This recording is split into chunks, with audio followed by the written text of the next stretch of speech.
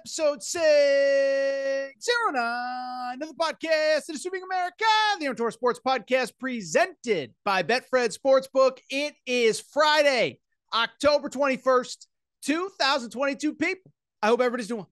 I hope everybody is having a great day. I hope everybody is ready for the FFE, the Fun Friday edition of the Aaron Torres Sports Podcast. Here is what you need to know about today's show.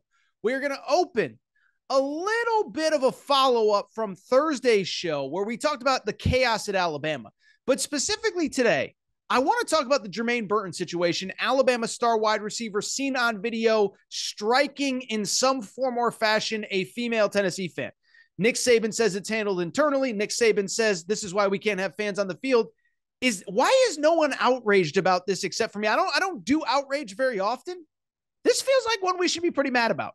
We'll discuss that. Did Nick Saban go too light on him? From there, we will get to the Week 8 slate in college football. A little bit of a lighter slate. No Georgia, Michigan, USC, Florida, Kentucky, Arkansas playing this weekend. Auburn as well. But some really good games. LSU, Ole Miss, UCLA-Oregon, Syracuse, Clemson, Texas, Oklahoma State, on and on and on. And from there, we wrap with America's favorite segment, where Aaron was right, where Aaron was wrong. Really fun segment this week. I got a lot of stuff right. Hate to brag.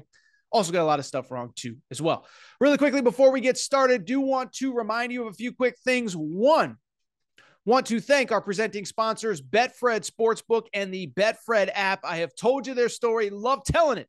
Started in 1967 in the UK, one of the top, if not the top and most trusted sports books in Europe, 1,600 shops in the UK. They have come to the United States and made a major splash. The presenting gambling sponsor of the Denver Broncos, the Cincinnati Bengals, the Colorado Rockies. Oh, by the way, what I love about them, nobody does more for their bettors than Betfred Sportsbook. First pitch of the Rockies games, suite at the Cincinnati Bengals game. As I've told you many times, we got 2 listeners of the Aaron Torres pod in the Denver area to the VIP tailgate prior to the Broncos game a few weeks ago against the Colts. And here is what they're going to do for you today. 2 things, because they love you that much. One, the first thing, first-time users, bet 50 on any game this weekend. College Pro. What are we talking about here? Oklahoma State, Texas, LSU, Ole Miss, whatever you want. If you want to bet on the pros, we got a Bears Patriots Sunday night, Monday night game, whatever. Got a couple intriguing games across the NFL. Bet 50 on any game. Get $250 in free bets courtesy of the Betfred Sportsbook. But this is what they're going to do on top of that. I have a Betfred boost, the Aaron Torres boost. Hate to brag, kind of a big deal over there. The boosted odds are this: LSU -2.5. I like them against Ole Miss. I'm going to tell you why in a minute. Bet any amount. Get plus 110 odds on that bet. So great deal, boosted odds, courtesy of Betfred Sportsbook. Tell them Torres sent you. The Betfred boost, courtesy of Torres. It is LSU -2.5. I will give details later as to why that is my official pick. Really quickly, should mention this as well. Want to thank our other sponsor, Bracket Fanatics. Bracket Fanatics is the sponsor of our Aaron Torres NFL Pick'em Challenge. And I've told you about this before. If you have not made your Week 7 picks, shame on you. If you have not signed up, double shame on you, because Bracket Fanatics is just giving away cash, okay? This is what you got to do. Go to bracketfanatics.com. Join Bracket. It's free to enter, and they are giving away $100 weekly cash prizes to the winner. All you got to do, just pick every single game, winner and loser. No point spread, no this, no that. Bracket Fanatics. bracketfanatics.com. Join Bracket Torres.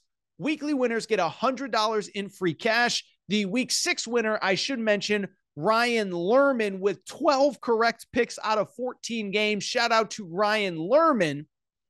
Also, I should mention, season long. I mentioned the $100 weekly winners. Now we have a season long $1,000 cash prize as well, all courtesy of Bracket Fanatics. bracketfanatics.com. Join Bracket. Bracket name is Torres. If you've already entered, make sure to make your Week 7 pick so you're entered to win that $100 weekly prize. And if you have not entered yet, it is not too late to enter. Automatically will be entered to win the weekly prizes as well as the season-long $1,000 cash prize, courtesy of Bracket Fanatics. Tell them Torres sent you. bracketfanatics.com. join bracket name Torres. But with that said, let's get to the topic of the day. And the topic of the day, really to me, is a continuation of a conversation that we had on Thursday's Aaron Torres Sports Podcast about the state of Alabama football. And if you remember on Thursday's show, we led with this idea of something just is not right with Alabama football. We had the weird Will Anderson comments about, the team having anxiety coming out of the tunnel, just not something you would normally hear from an Alabama football player. We had fans all week long blaming the refs for why Alabama lost when you had 17 penalties against the best offense in college football. You gave them 130 free penalty yards. And we also talked very briefly about the video of Jermaine Burton, Alabama wide receiver, having some sort of physical contact walking off the field with a female Tennessee fan. We talked about it. I told you to go watch the video, but there is video of Jermaine Burton, wide receiver, Alabama. A female Tennessee fan walks by him, and I don't know exactly what he did. The video is grainy, but it appears as though he, at the very least, pushes her, shoves her, whatever term you want to use. And if you want to take it a step further, we don't know, but there's a possibility. Is it a punch? We don't know. But there was some kind of physical altercation. And I was thinking about that as I finished recording, because as I finished recording, Nick Saban announced what Jermaine Burton's punishment would be. They said on Wednesday morning, they were collecting facts. Wednesday night, Nick Saban says, we are going to handle things internally. But then he also said, and I think this is important, he basically deflected blame and said, this is why we shouldn't have fans on the field after games. And so I think everybody kind of knows where I stand on all this stuff. No, I'm not opposed to fans being on the field. Yes, I understand that it presents a risk to both fans and players. I get all that.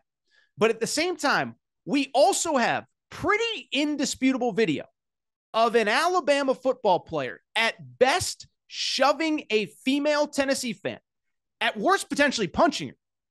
And all we got from the coach was it's going to be handled internally. We shouldn't have fans on the field. That's that. And nobody has said anything. And so I will generally say this. It's not often that something happens in sports that I feel like is undercovered, but I feel like this is being totally undercovered. I don't think the media is doing a good enough job of asking tough questions, of holding Nick Saban accountable. And I'll just ask a pretty straightforward question. Is Nick Saban getting a pass for how he is handling the situation? And I want to be fair, and I want to kind of look at it from both sides. And what I would say is a couple things as it pertains to kind of the fans on the field interaction. I do understand that I'm not anti-fans rushing the field, but I do understand that when fans do rush the field, it sets up a scenario where you have this. You have 85 football players on the field. There's no way you can get all 85 guys to the tunnel without any interactions with fans at all. And one thing I would say that I've come around on over the last couple of years is the idea that just because you don't like a football player in the jersey that he's wearing, or a basketball player in the jersey that he is wearing, doesn't mean he can say whatever you want. And it certainly doesn't mean he can do whatever you want, push, shove, dump stuff from the tunnel. I mean, we've seen that in the NBA over the last few years, dumping popcorn, throwing beer, throwing stuff on the court of play, Kyrie Irving a few years ago. And so I have come a long way in terms of my thoughts on, you got to, once you're a fan, once you enter that field of play, especially if you enter that field of play, this kind of stuff happens. And then on top of that, what I would also say is that certainly if you're not on the court of play, it doesn't give you a right to throw stuff, do stuff, this and that. And what I would finally say as it pertains to Jermaine Burton specifically, I do think it's important to note, like, the video is a little bit grainy. And again, we don't really know, is it a push? Is it a shove? Is it a punch? Is it a this? Is it that? So those are important contextual things. But I think on the other side, there are some important contextual things as well. One, while I am against any fans feeling that they have the right because they bought a ticket to push, shove, punch, throw stuff at players, this was not that on Saturday. The video is pretty vague. The video is not clear. But one thing that you can see, this young lady decided to walk to the side of this guy. Her intention, it appears, I'm not claiming to put myself in her head, she did not appear to go on the field looking to start you-know-what with Alabama players. If you see it, she tries to walk by and he reaches out to touch her. Go back and watch the video. This is not me being overly dramatic, trying to create some headline that isn't there. Go back and look. She tries to get out of the way and he reaches out to her. So do not tell me that this is one of those blame the fans. It's all the fans' fault. Fans shouldn't be on the field. We can debate whether fans should be on the field. We cannot debate that from the video that we have, Jermaine Burton initiated the contact. And that's the second point. Jermaine Burton initiated the contact. We have video of an Alabama player physically touching another woman, and that's never okay. I think we all kind of understand that. That's never okay. And so this idea that everybody in the media is giving it a pass is just mind-boggling to me. And I think I said it to lead this segment. I know we're only like 4 minutes into the show. I don't remember if I talked about it, but there are so few things in life that I am genuinely surprised by. And I'm not, by the way, I think most guys and girls, if you listen to this show, you know I'm not Mr. Outrage, Mr. Get Mad about everything. But most people in the media are. I mean, we live in a world where everybody is constantly outraged by everything, where everybody is constantly accusing someone of something, intentions, this, that, the other thing. And you have video of a football player physically touching, physically pushing, physically shoving, whatever it is, a female, and nobody's saying anything. I was blown away. After I signed off, after I finished the show on Wednesday night, I assumed I'd go on Twitter or go on social media and see people crushing Nick Saban, crushing Jermaine Burton. I saw next to nothing. And so first of all, let me say this. Yeah, shame on Nick Saban. I'm going to say it. He's the greatest coach in my life. He's the best to ever do it. He's the best probably that I will ever see. But at the end of the day, I'd like to know a little bit more about what you're planning on doing, okay? Or at the very least, this is what I would say. I would like to know what you know about Jermaine Burton, right? Because you said it's a disciplinary issue. You said you're handling things internally. So it's clear that he did something wrong. So for anybody that's trying to say he did nothing wrong, this girl initiated, this girl said something, this girl did that. Well, why are we disciplining him then? If she is 100% to blame, then at some point, probably he shouldn't be being held accountable. But it's clear he did something wrong. So from Nick Saban, I want to know what he did. But then two, on top of that, I also want to know a couple other things. What is the punishment? What is going on? Why do you feel the need to hold him accountable?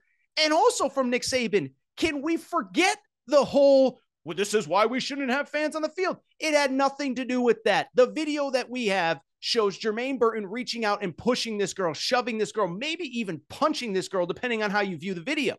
And I don't even want to be overly dramatic, but I'm just saying we have clear video that something happened. So don't blame fans on the field. Don't blame the fans here because it's not the fans' fault. She was going to celebrate. She was going to, I don't know, tear down a goalpost or do something on the field. She wasn't there to pick a fight with Jermaine Burton. Give me a break. Watch the video. She's stepping aside. And so if he did something wrong, I think we need to know what it is. Two, I will blame the media on this one. Now, listen, I don't cover Alabama on a day-to-day basis. I understand there are relationships you have to maintain, and I understand being a beat writer ain't easy, okay? It's a thankless job, especially covering Alabama, especially with Nick Saban, because you say the wrong thing, you're going to get yelled at, whatever. But at the same time, nobody thought to ask any of these follow-up questions. Nobody thought to say, well, what exactly is internal? Is that a game? Is that a season? Is that a this? Is that a that? Because the one thing I'll tell you is this, and I don't mean to be overly dramatic about this, but I was talking to somebody about this on Thursday morning. If that video literally comes from anywhere else, Jermaine Burton shoving a woman, if that video comes from anywhere else, if it comes from a bar, if it comes from a nightclub, if it comes from a restaurant, if it comes from walking the street, Jermaine Burton's probably off of the team and maybe never playing football again. And so the idea that we don't even bother to ask, like, oh, what is the punishment? Oh, is he going to be back? Like, is he going to be back in the second half this weekend against Mississippi State? Is he suspended at all? Does he have to run stairs? Because to me, this is kind of a big deal. You have an Alabama player, again, physically touching a female Tennessee fan. And I'm sorry, like, I need better than we're going to handle this internally. I'm not saying Nick Saban has to kick him off the team. I'm not saying the kid should never be able to play again. But again, if this video comes out somewhere else, isn't the punishment probably a little bit different? Isn't the outrage a little bit different? And this is the frustrating part about me. Frustrating part about the media, excuse me. One thing about me, I try to be fair on both sides. I mean, I've obviously been as complimentary of Nick Saban as anybody that I've ever talked about on this show because all the guy does is win. But I'm not going to give him a pass. I'm not going to do this. I'm not going to do that just because he's Nick Saban. He messed up here. And by the way, I talked about it in May with the Jimbo Fisher stuff, and I'm not comparing one to the other. But when Nick Saban screws up, I call him out on it, and I'm doing the same here. And so it is just amazing to me that in this outrage culture that we live in, that we have this video and nobody thinks to like ask tough questions or call out Nick Saban or call out Jermaine Burton. It is so bizarre to me. I don't get it. It is like mind numbing to me that this is not a bigger deal than it is. And I do think that Nick Saban is ultimately getting a pass for how he is handling this. Whew. All right. I had to get that one off my chest because I just think there's sometimes on this show, guys and girls, listen, and I remember in the summertime, I'll give you a good example. I remember in the summer, I was really the only one like going in on why are more people not upset that Brittany Griner is stuck in a Russian prison. And there are just some times that I see things and I just don't understand that they don't get the coverage that they should be getting. Brittany Griner was one several months ago. And this Jermaine Burton thing is too. Like, I just don't get why like nobody's asking any tough questions about it. It seems very strange to me. I do not get it. I just do not get it. Let's get to some more fun stuff, a little serious topic to lead the Aaron Torres Sports Podcast, but there are games on Saturday and they need to be discussed. Now, to be clear, this is going to be a little bit of a different Saturday, okay? We are later in the year. This is week 8. We are officially at the halfway point of the season, and why I bring it up is because there's a lot of good teams that are on buys. Georgia's on a buy. Florida's on a buy. Michigan's on a buy. No USC, no Arkansas, no Kentucky. So the quantity of really good games isn't as big as it usually is. I do think the quality of about 3 or 4 of them, though, are really good. So let's get into it. And where I want to start is, I don't know if this is the biggest game of the weekend. I would argue that probably Oregon, UCLA is, and we'll get to that one in a minute. But before we do, I do want to start with LSU Ole Miss. LSU actually is a 2.5-point favorite in the Betfred Sportsbook. They will be my Betfred boost. I'm going to tell you why in a minute. But before we get to it, I had a thought about this game, just a big picture thought on what happens if LSU wins. If LSU wins this game, and it's going to sound crazy, I think it's officially time to admit that Brian Kelly is ahead of schedule at LSU, that Brian Kelly is probably going to work at LSU. And what I would also say, if LSU wins this game and they improve to 6-2 and they get the victory over a top 10 Ole Miss team, I think you better, if you're not a Brian Kelly guy or girl, you better be ready because this guy's going to win a lot of games over the next couple of years. And what I would say about just Brian Kelly in general, and I've done this spiel before, forgive me, I don't really get why everybody likes him. Now, I have a little bit of a different perspective for one simple reason. When I was at UConn, back in the old days of Big East football, remember Big East football, Syracuse, Pitt, Cincinnati, UConn, whoever else, West Virginia? So Brian Kelly was at Cincinnati kind of at the time that I was kind of transitioning out of UConn. And I've always had a great deal of respect for him because he came from Central Michigan. Cincinnati was already a good program under Mark D'Antonio, was the head coach. He obviously went to Michigan State. And Brian Kelly just took him to another level. It was like overnight they went from really good to, oh my goodness, that team is awesome. And so I always thought he'd be good at I always respected him. I thought he'd be good at Notre Dame. He was very good at Notre Dame, maybe the best coach of my lifetime at Notre Dame. And yet all he ever got was crap. It was like, oh my goodness, Brian Kelly, this guy can't win big at Notre Dame. It's like nobody could win big at Notre Dame. I've said it a million times. It's a small Catholic school in Indiana with real academic standards and no natural recruiting base. Forgive Notre Dame for not being able to beat Alabama or Ohio State or Clemson because nobody can. Yet in his final few years at Notre Dame, this is what he did in his last 4 seasons at the school. 12-1 college football playoff, 11-2, 10-2 college football playoff, 11-1 a season ago, in which, by the way, they were the 5th team in the college football playoff rankings. He had already bolted for LSU. And so, listen, I'm not sitting here saying he's the perfect human being. I don't love how he left Notre Dame. I don't love how he left Cincinnati a decade ago. But what you cannot argue is this guy's coaching chops are through the roof. He won at the D2 level. He won at the Group of 5 level. He won at the Power 5 level at a really tough job in Notre Dame.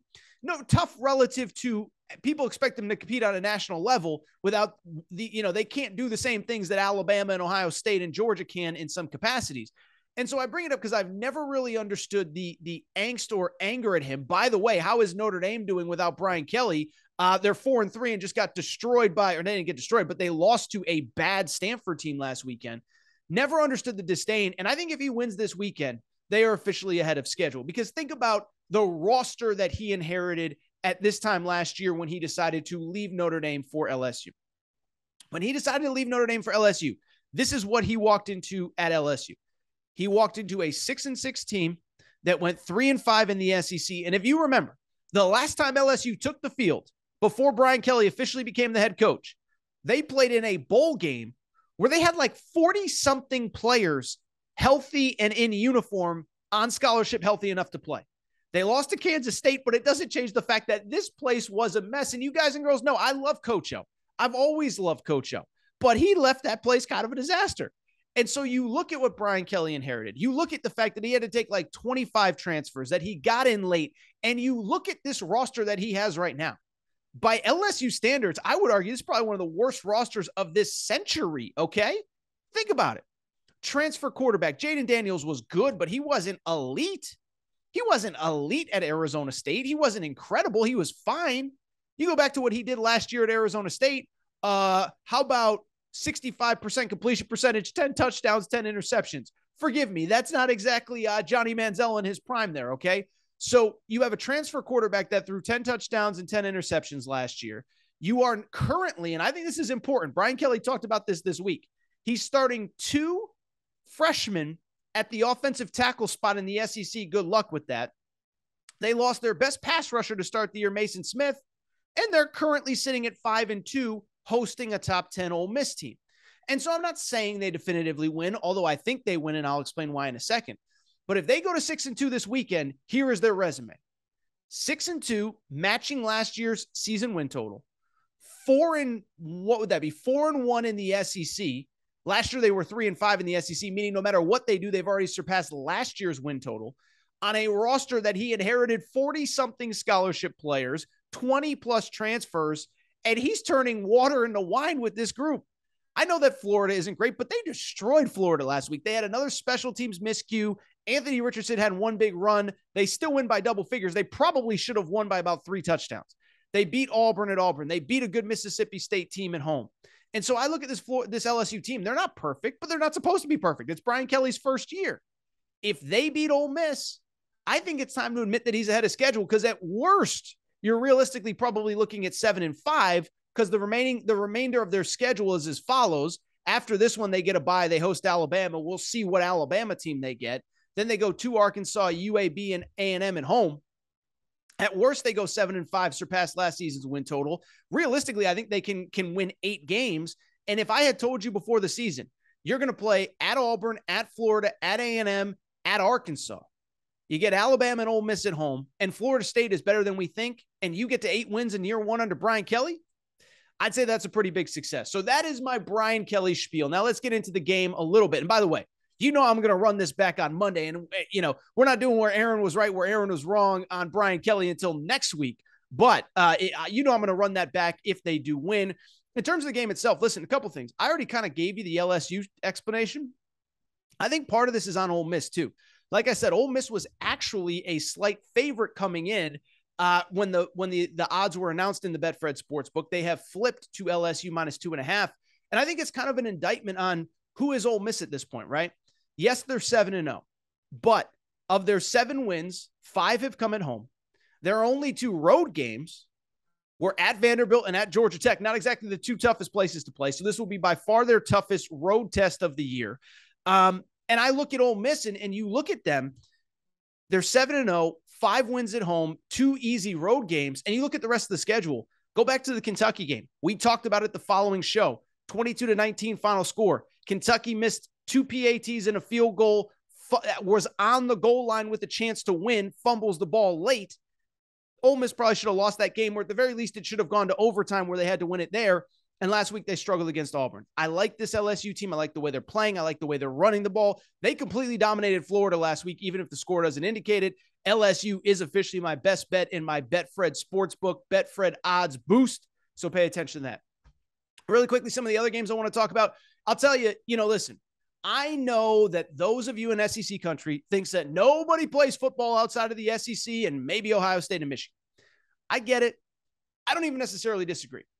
If you're not fired up for Oregon, UCLA, I'm sorry, you don't like football, because here's the thing. A couple things stand out to me about this game. One, both teams are really physical and really tough in the trenches, right? This idea that all West Coast football is finesse and it's soft and nobody likes to hit and nobody's tough and nobody's this and nobody's that. I'm just going to tell you, it doesn't apply to this one. Both teams are in the top 15 nationally in rushing. How about this? Both teams are in the top 15 nationally in rush defense coming into this one, which I find very interesting. What I would say about the two teams specifically, one, we've talked a lot about UCLA, so I'll probably skip most of the real analysis on them. They are coming off a bye, as is Oregon. But Oregon's one of those teams, I think they've kind of been forgotten since opening week. And it's a shame because they've been playing really good football. Since that loss to Georgia, and we found out Georgia just might be really good again, they're 5-0. And on top of being 5-0, they're averaging 49 points per game in that 5-game win streak. Now, they haven't played the best teams, but when you're averaging 49 games over essentially a half a season stretch, it means you're doing something right. And I'll give credit where it's due. Bo Nix may have finally found a home where they, put him in a position to succeed. 70% completion percentage, only 3 interceptions, 12 touchdowns. This guy's playing pretty good football. Now, in terms of the game itself, I will say this. As good as Oregon has been, what did I just tell you? They run the ball really effectively.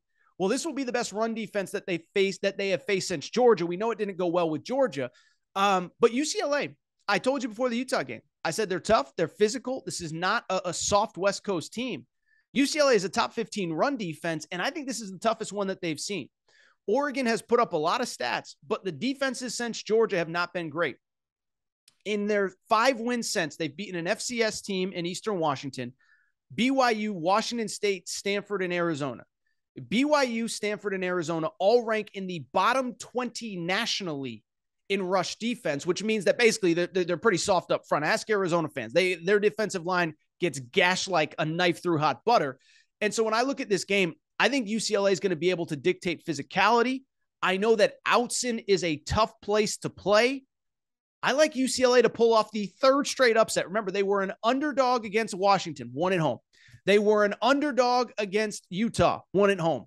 They are a 6-point underdog. I like them to beat Oregon or at the very least cover. The other thing I would tell you from the betting perspective, the over-under is 69.5. I think this is the best defense that UCLA has seen all year.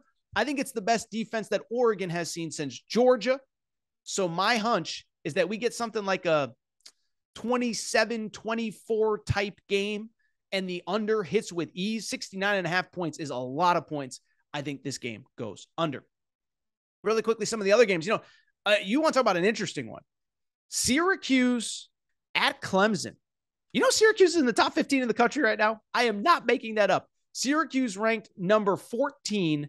They are the highest ranked team that Clemson has played all year and will play the rest of the year. They're 6-0 going to Clemson at 7-0. A couple things stand out to me about this game. The first thing is Syracuse is kind of a cool story, okay?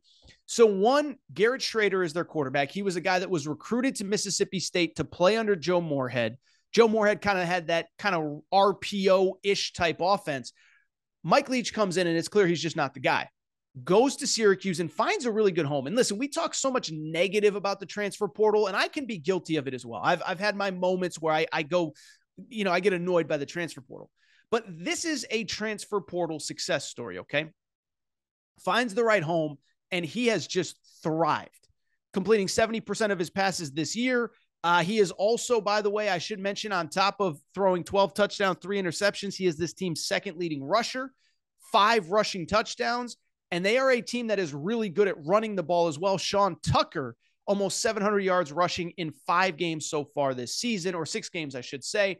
Really quickly with Clemson, Clemson's an interesting deal because what I didn't say about Syracuse, they're really good defensively. Now, Syracuse has caught some breaks along the way. NC State had to play a backup quarterback. 5 of their 6 games have been at home.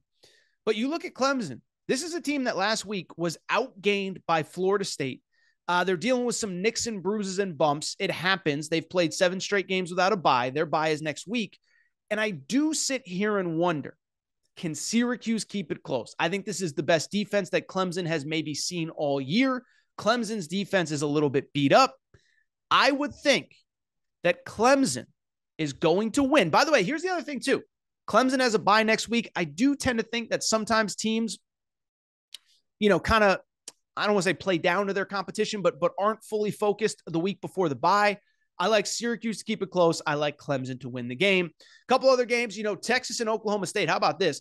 Texas opened as a 3-point favorite in the Betfred Sportsbook. It is up to 6.5. And many of you are probably wondering, how is Texas favored by almost a touchdown on the road against Oklahoma State? Oklahoma State is ranked number 11 in the country. Well, a few things. One, Texas is really good. And I know they struggled against Iowa State last week. I get all that. But part of it, from my perspective, I do think is I think Texas was, one, it was just a weird spot. They come off the dominant win over Oklahoma. They come home, 11 a.m. Central Time kickoff. The stadium's half filled. They're playing the worst team in the Big 12 in Iowa State. Actually, I think Oklahoma's the worst team in the Big 12, so maybe the second worst team. And then the other thing is they hit a crucial 2-game stretch after the Iowa State game last week, at Oklahoma State this week, at Kansas State next week. And so Texas is in the mix for everything. They're in the mix for a Big 12 title game. I think they could, in theory, still make the college football playoff. I don't think they will. But if you get chaos, you talk about a Texas team that lost 2 games without their starting quarterback. If they run the table with Quinn Ewers, there's going to be a compelling case. So I don't think they put their best effort forward. I think Steve Sarkisian probably tried to protect Quinn Ewers. But with Oklahoma State, here's the deal with them. They're sitting at 5-1. I think everybody would sit there and say, oh, Oklahoma State, they're always so underrated. Nobody gives them credit. And generally, I would agree. But first 3 wins of the year, Central Michigan, Arizona State, Arkansas, Pine Bluff, whatever. Then they went at Baylor versus Texas Tech. That sounds impressive. They got outgained by a substantial margin in both games, even though they won. They also got outgained last week by TCU in a loss. And so you look at this team, they have not played really good football once Big 12 play started. I know this defense isn't as good as last year. Last year, best pass defense in the Big 12. This year, the worst, 126th nationally. I think Quinn Ewers feasts. I think Texas wins at Oklahoma State. A couple other odds and ends games. I would just say really quick, Alabama, Mississippi State. We've talked so much Alabama on this show. I don't really want to break it down. Alabama has dominated Mississippi State since Dan Mullen left. They won 49-9 last year. But I just don't know what's going on with this Alabama team. Alabama's a 21-point favorite in the Betfred Sportsbook. I have no strong opinion on this one. If Alabama gets the win, credit to them, good for them, whatever. But I just can't sit here and say, Alabama's going to dominate or Mississippi State. It's just one I have no strong opinion on. I need to see it from Alabama. It's funny. I went out with my buddy Ryan Fowler, tied 100.9 on Thursday. And he's like, Torres, are we going to turn this around? I said, we could. We being Alabama, not we being me and him. But what have we seen in 2 years to make us think that they will? So to me, this is a stay away. I probably think Alabama wins, goes into the bye. Tough backstretch for Alabama, by the way, at LSU, at Ole Miss to close the regular season. Obviously, they still have to play Auburn as well. The other big SEC game, Texas A&M at South Carolina. I think Texas A&M wins. They've dominated South Carolina in this series. South Carolina is 4-2. Their wins are against a Kentucky team without Will Levis. South Carolina State, Georgia State, and who's the other one? Charlotte. Not exactly a murderer's row. I think South Carolina loses Texas A&M. A couple ones in the Big 10, noon kickoff, Ohio State at Iowa, or Iowa at Ohio State, excuse me. Ohio State's going to win. It's just by how much. They're a 30-point favorite in the Betfred Sportsbook. Iowa's a weird team. They play good defense. They play slow. If I was betting the spread, I'd probably lean Iowa plus 30. But listen, would Ohio State winning 38-0 surprise me either? It would not. Penn State, Minnesota. Obviously, Penn State looking to bounce back. Minnesota, as we record, we don't know about the health and status of Tanner Morgan, their starting quarterback. So I'm going to sit this one out as well. And I do want to wrap with what has quickly become America's favorite podcast segment, where Aaron was right, where Aaron was wrong. Yes, I stole the concept from my buddy Colin Cowherd. Colin every week does where Colin was right, where Colin was wrong, and I decided to bring it to the Aaron Torres Sports Podcast. Concept is pretty straightforward. Listen, nobody loves giving out hot sports takes more than your boy Torres. And when I get stuff right, you sure as heck know your boy Torres, he is patting himself on the back every single time he gets stuff right. There's just one problem. I get a lot of stuff wrong too. And that is why we do where Aaron was right, where Aaron was wrong, highlighting my best sports takes of the week, month, year, but also holding myself accountable for some of the worst sports takes. And trust me, I've got a lot of them. Let's get to it. Let's wrap the week with where Aaron was right, where Aaron was wrong. Where Aaron was right. Listen, I've been telling you for 2 years now, something is not right with Bama. I remember back to last year saying this, and Bama fans freaked out. You don't know what you're talking about. Trust the process. Trust Nick Saban, blah, blah, blah, blah, blah. And I'll readily admit that coming into this season, I did think last year was the outlier. This year, Alabama would get back to looking like Alabama. Then week 2, they go to Texas. They probably should have lost. And I have been telling you since, something is not right with this group. I don't have the answer, because if I did, Nick Saban would have the answer. And if Nick Saban had the answer, he would have the most talented team in college football, which Alabama is, playing like the most talented team. But the bottom line remains, something is not right. And I think we saw it reach a fever pitch this week. Not only did Alabama lose to Tennessee, you have the fans out in the streets blaming the refs. You have Nick Saban blaming, as we talked about earlier, blaming fans on the field for one of his players, at worst shoving a fan, or at best shoving a fan, at worst punching a fan at Neyland Stadium. I don't know what's wrong with this team, but I have been telling you really since the middle of last year, there is something not right. They don't have the killer instinct. I don't know if it's the coaching staff. I don't know if it's the players. I don't know if it's a combination of all of the above. What I do know, this has not been a vintage Bama team since the end of 2020, when they had Mac Jones, when they had Devontae Smith, when they had Najee Harris, when they had Steve Sarkisian calling plays. I don't know what's wrong, but it's been clear for a while. Something is not right. I've been telling you that for a while. Aaron Torres nailed that one. I can't believe I just called myself Aaron Torres, but I didn't know how to wrap that part. All right, let's keep it going, because where Aaron was wrong. Well, I'll tell you this, as right as I have been about Alabama, oh my goodness, have I been dead wrong on Michigan. Okay, so you go back to even the springtime. I said Michigan is going to suffer. They lost a bunch of talent. Why was Harbaugh out interviewing on National Signing Day? I was dead wrong early in the season, but then I was especially wrong last week, okay? Last week, I thought Penn State comes in, Penn State's competitive, Penn State has the chance to pull the upset late.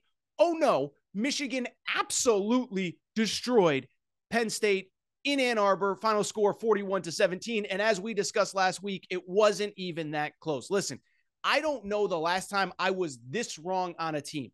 I was wrong on them coming into the season. I was wrong on them when they made the coaching change. And I'll tell you this, I was wrong on them last week when they faced Penn State. Looking ahead, I'll tell you, I think this team, I don't know if they're as good as anybody, but they play such a unique brand. They are so physical. They are so tough. And if they can make that Penn State team look that bad, I truly believe this is a team that can beat Ohio State again, get back to the playoff, maybe win games there. I'm not saying that they do, but these are things that I think can happen. And even as recently as a week or so ago, I did not believe Michigan could do that. I'll be honest, I was just dead wrong on Michigan, where Aaron was right.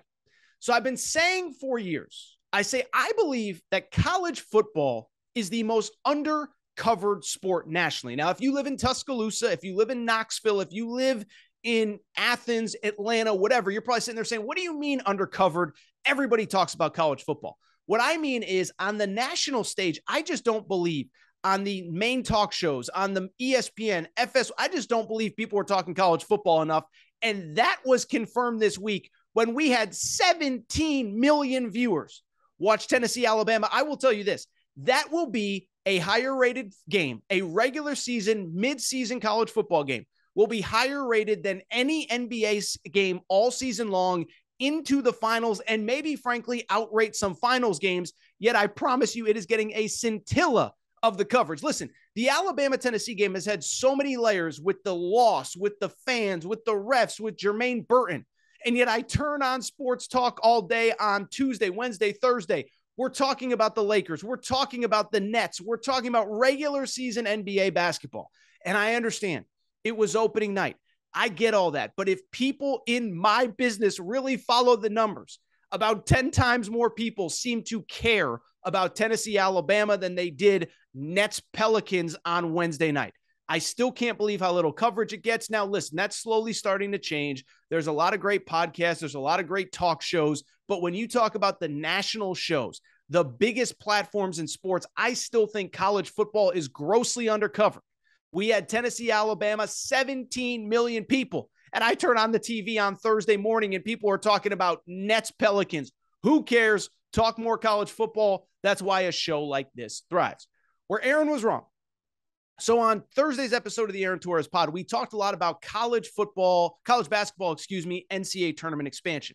And what I did say was, Nobody wants this except for the conference commissioners who are going to benefit the most by getting a 9th, 10th, 11th, 12th team into an expanded NCAA tournament field.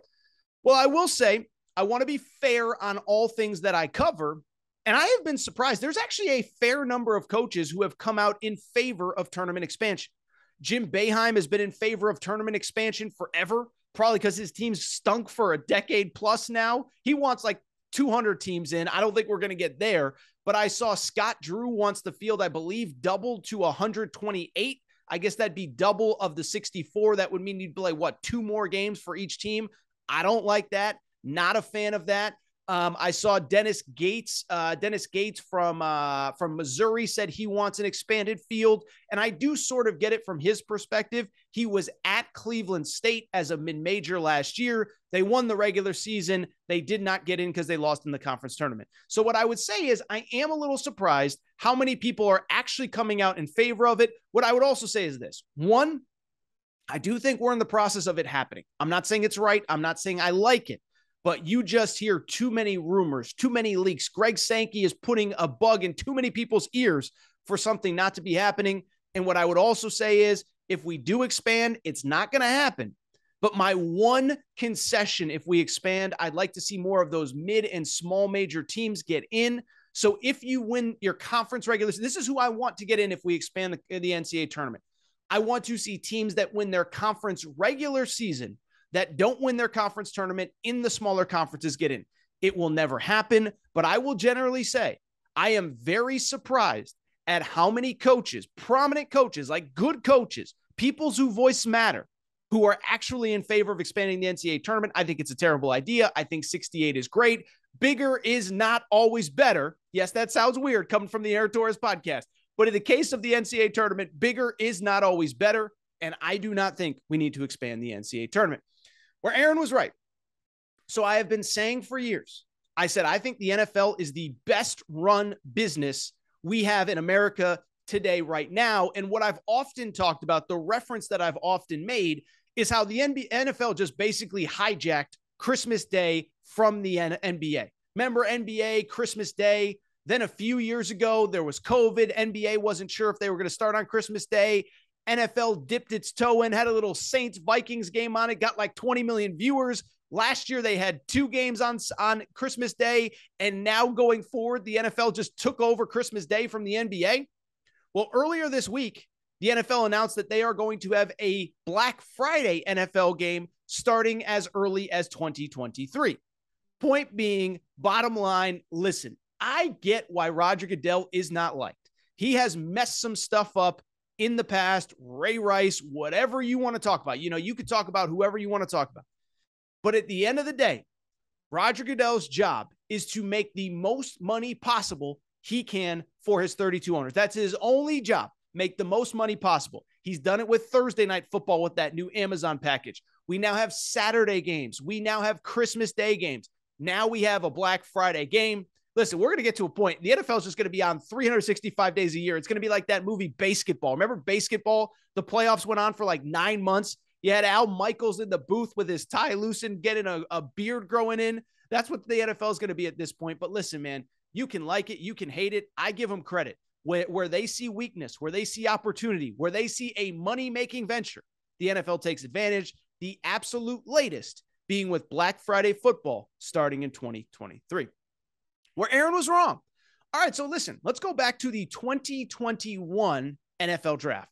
That was the year of Trevor Lawrence and Justin Fields and Trey Lance and Mac Jones. And one guy I was out on from the beginning was Zach Wilson. Said, I don't get it. If you remember, I said it often.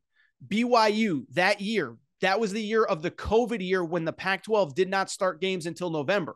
BYU was the only team on the West Coast playing. And I remember saying at that time, they're the only team on at night. I've watched them every Saturday night at 10:30. I don't see the number 2 pick in the NFL draft.